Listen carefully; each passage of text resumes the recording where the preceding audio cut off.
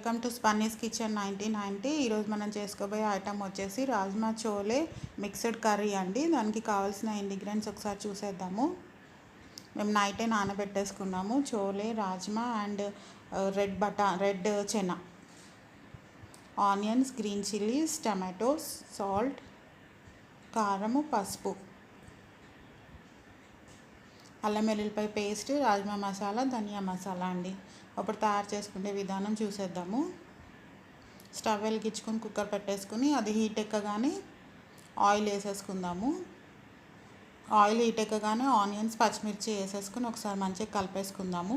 తర్వాత సాల్ట్, అల్లం వెల్లుల్లిపాయ పేస్ట్ వేసిన తర్వాత రాస్పెల్ మోయే వరకు ఒకసారి మంచిగా మగ్గిచ్చేసుకుందాం. అది మంచిగా మగ్గిపోయిన తర్వాత టమాటాస్ కూడా వేసుకుని ఒకసారి కలిపేసుకుందాం. టమాటాస్ మగ్గిపోయినాయి అండి. ఇప్పుడు కారము, పసుపు వేసేసుకుని కలిపేసుకుందాం.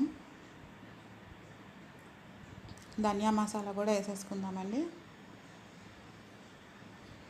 ఇప్పుడు మనం నానబెట్టుకున్న శనగలు ఉన్నాయి కదా, చోలే, రాజ్మా కూడా వేసేసుకుందాం. అవి కాసేపు మగ్గిన తర్వాత తగినంత వాటర్ వేసేసుకుందాము. కుక్కర్ పెట్టేసుకుందామండి. 5 to 4 విజిల్స్ వచ్చేటట్టు కుక్కర్ పెట్టేసుకుందాము. మన కుక్కర్ విజిల్స్ వచ్చేసినాయి. ఇప్పుడు కొంచెం వాటర్గా ఉంది, అంతే. సిమ్లో పెట్టుకుని వాటర్ అంతా ఎగిరిచ్చేసుకుందాం.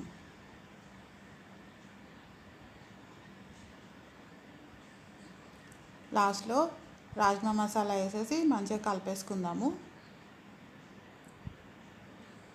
మన కర్రీ రెడీ అయిపోయిందండి.